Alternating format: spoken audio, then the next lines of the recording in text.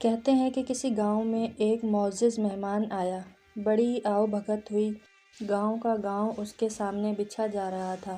کھانے کا وقت آیا تو انواع قسم کی نعمتیں اس کے سامنے دسترخوان پر لا کر چن دی گئیں۔ ساتھ ہی ایک بڑی سی سینی میں ایک لمبا سا اور موٹا سا ڈنڈا بھی لا کر رکھ دیا گیا۔ مہمان نعمتیں دیکھ کر تو خوش ہوا مگر ڈنڈا دیکھ کر ڈر گیا۔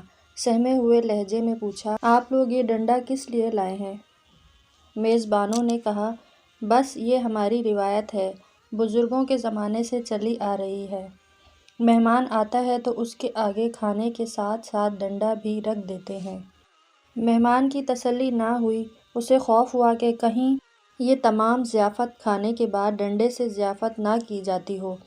اس نے پھر سے تفتیش کی، پھر بھی اس کا کچھ تو مقصد ہوگا، کچھ تو استعمال ہوگا، آخر صرف مہمان کے آگے ہی ڈنڈا کیوں رکھا جاتا ہے؟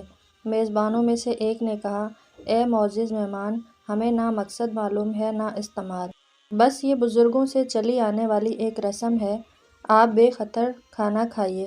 مہمان نے دل میں سوچا، بے خطر کیسے کھاؤں، خطرہ تو سامنے رکھا ہے۔ پھر اس نے اعلان کر دیا، جب تک آپ لوگ یہ نہیں بتائیں گے کہ آپ کے یہاں بزرگوں کے زمانے سے مہمان کے دسترخوان پر ڈنڈا کیوں رکھا جاتا ہے، کیڑے کو پتھر میں رزق پہنچانے والے کی قسم، میں آپ کا ایک لقمہ بھی نہیں کھاؤں گا۔ اب تو پورے گاؤں میں کھلبلی مچ گئی کہ مہمان نے کھانے سے انکار کر دیا ہے۔ گاؤں کے ایک بزرگ بلائے گئے، انہوں نے سارا ماجرا سنا اور دسترخوان پر رکھا ہوا ڈنڈا دیکھا تو برس پڑے، ارے کم بختو، تم نے اتنا بڑا ڈنڈا لا کر رکھ دیا، اسے کم کرو، ہمارے بزرگ مہمان کے سامنے اتنا بڑا ڈنڈا نہیں رکھتے تھے۔ ڈنڈا فی الفور آری سے کاٹ کر 2-3 فٹ کم کر دیا گیا، مگر مہمان پھر بھی مطمئن نہیں ہوا، اسے اپنے سوال کا جواب درکار تھا۔ اب ایک نسبتاً زیادہ بزرگ بلائے گئے، انہوں نے بھی سارا ماجرا سنا، انہوں نے بھی اعتراض کیا، ڈنڈا اب بھی بڑا ہے، ہمارے بزرگ تو مہمانوں کے آگے ایک چھوٹی سی پتلی سی ڈنڈی رکھا کرتے تھے۔ مذکورہ بزرگ کے کہنے پر باقی ماندہ ڈنڈا کاٹ کر اور چھیل کر ایک چھوٹی سی ڈنڈی بنا دیا گیا، گو کہ اب ڈنڈے کا سائز و جسامت خطرے سے باہر ہو گئی تھی، مگر مہمان کا تجسس برقرار رہا۔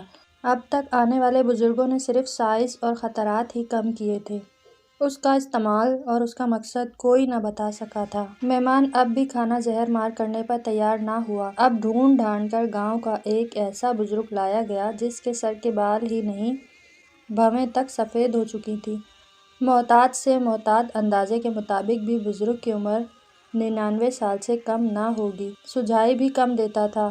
جب انہیں ڈنڈے کی شکل و صورت اور اس کا سائز تفصیل سے بتایا گیا تو وہ بھڑک کر اپنی لاٹھی ڈھونڈنے لگے، چیخ کر بولے، ارے عقل کے اندھو، ہمارے بزرگ مہمان کے سامنے ایک چھوٹی سی پیالی میں ایک ننھا منھا سا تنکا رکھا کرتے تھے، تاکہ اگر مہمان کے دانتوں کے ریخوں میں گوشت کا کوئی ریزہ پھنس جائے تو وہ حلال کر کے اسے باہر نکال دیں۔ نتیجہ، زندگی کے کسی بھی شعبے میں کوئی نئی بات، کوئی بدعت شروع تو حلال کے تنکے جتنی ہی سے ہوتی ہے، مگر پھر اس کے پیروکار اسے بڑھا کر لمبا سا اور موٹا سا ڈنڈے کی طرح بنا دیتے ہیں۔